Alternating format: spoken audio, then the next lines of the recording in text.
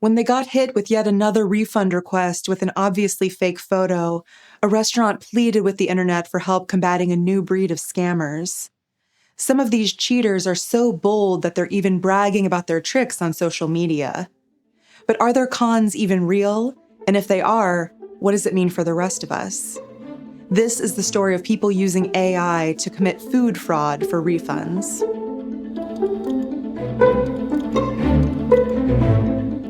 Hi friends, I'm Katie, and this is Katie Does Crime. Thank you for joining me for the first time if you're new here. I'm a Midwesterner who now lives in New York City, putting my writing degree to use by researching true crime cases that interest me, and hopefully you. And hello to the usual rapscallions and reprobates. Please consider subscribing or joining me on Patreon if you'd like to hear more true crime stories. After reading about so many crimes over the years, I have a fairly low opinion of humanity as it is.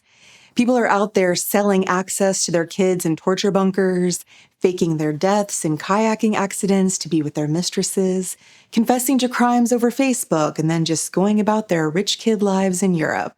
And yet, sometimes even I still manage to be surprised by the new lows people will stoop to.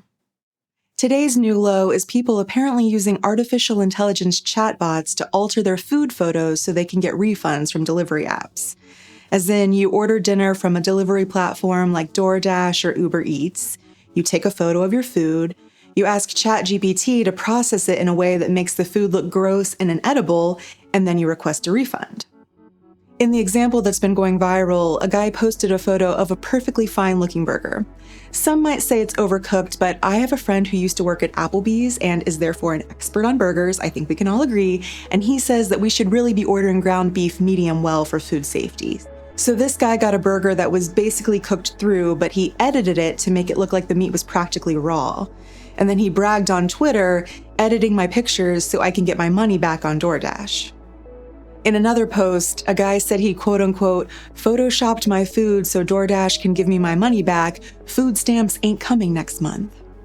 He shows a picture of the totally normal chicken wing he actually received, and then the very, extremely, way too pink to actually be believed edited chicken wing photo he sent to DoorDash.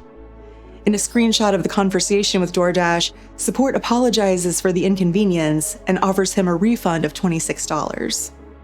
In November, the Indian cafe Nini's Kitchen went to social media to ask how to combat the problem of AI-generated scams on their delivery orders.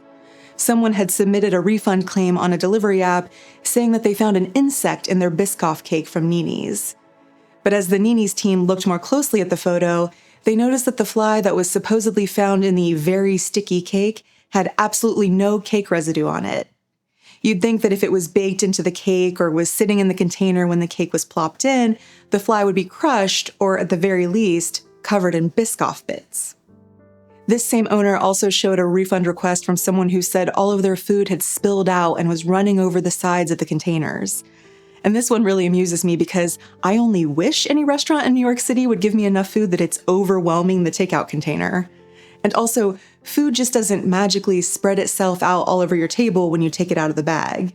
Even if the photo wasn't AI generated like the owner says it was, the food would have spilled in the delivery bag, not on the table.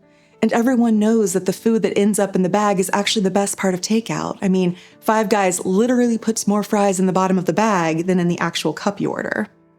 But the thing is that the food delivery platforms are also probably using AI to decide who gets a refund and who doesn't, and they've never tasted the sweet victory of extra bag fries. In my experience, these platforms just default to issuing a refund if you complain because the customer is always right. It's just kind of amazing to me that these people are bragging about their fraud because, let's be clear, they're absolutely committing a crime here. I actually thought these posts would have a lot of comments about sticking it to the man, congratulating scammers on finding ways to screw over big companies. They sometimes call this kind of crime victimless because an individual person isn't harmed. But it was actually a lot of people saying that it's not DoorDash that pays out your refunds, it's the small businesses you're ordering from. With food costs being so high, these fraudsters are hurting restaurants that may already be struggling. And of course, it makes the services worse for the rest of us. One commenter on the Indian Cafe's post said there are some platforms that don't have an upload from gallery option, meaning that when you're sending a picture to their customer service reps, it can't be a photo that already exists on your phone. It has to be a live photo taken directly by that app. Of course, the cafe responded that scammers will always find a loophole. They'll edit the photo on a different phone and then hold their phone up to that phone to take a live picture of that. I, of course, would have never thought to do something so clever because I'm one of those losers who, got a job so I could pay for food. Maybe there's a future world where we have to leave the house and actually go to the restaurant in person with our messed up orders if we want to request a refund, which is terrible not only from a having to put on pants perspective, but also because it means we have to do the work when the restaurant really did make the mistake. Scammers doing things like this just makes everything a little bit worse for the rest of us. And of course, whenever a conversation like this is happening online, you always have the people who have to jump in to tell you how morally superior they are because they use their phone to call the restaurant, and then they go in person to pick up their food.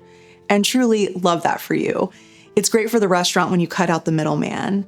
But these apps exist for convenience, and sometimes you just want the convenience of not talking to a human and not changing out of your pajamas. But of course, maybe this is all just rage bait. The guy posting about his food stamps not coming next month might have been trying to get people angry about how he shouldn't be ordering expensive food delivery if he's on benefits paid for by their tax dollars. Some commenters say that the undercooked burger was a repost from someone else so that guy could get engagement.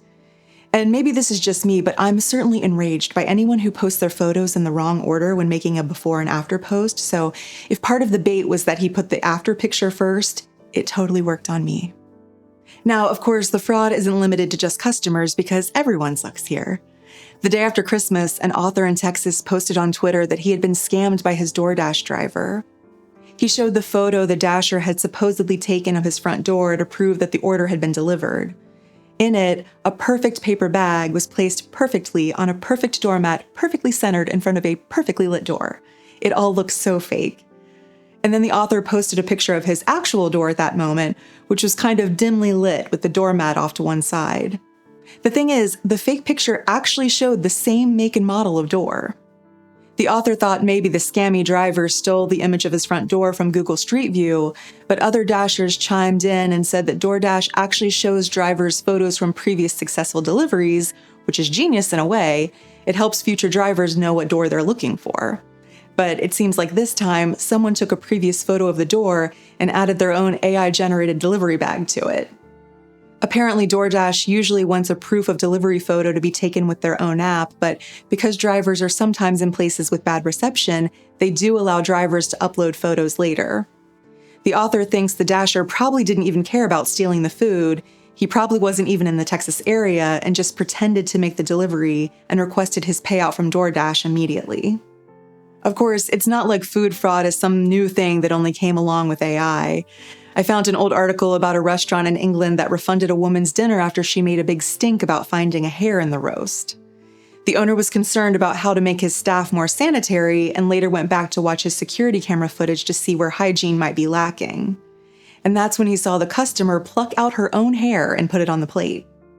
But it seems like AI really makes the deception that much easier. An AI lawyer told The Times in London that AI detection tools exist but are currently expensive and produce a lot of false positives and false negatives. And you wouldn't want to alienate your innocent customers because of a few bad actors. But according to this law firm, the bad actors are definitely getting bolder. And how do you stop it?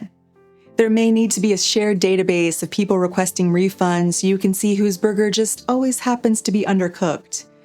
Maybe DoorDash drivers will have to include themselves in their delivery photos, holding a current newspaper to show the date like some hostage victim. Maybe you'll have to take a photo of yourself being handed your food delivery order, which again is very sad for those of us who really prefer not to put on pants. As always, please let me know what you think about these cases in the comments. Thank you for tuning in today. I'm just a true crime fan like you are, and I really appreciate you taking a chance on me. Please like and subscribe to my channel if you like spending this time together. I would be so appreciative. Until next time, I'm Katie, and this has been Katie Does Crime.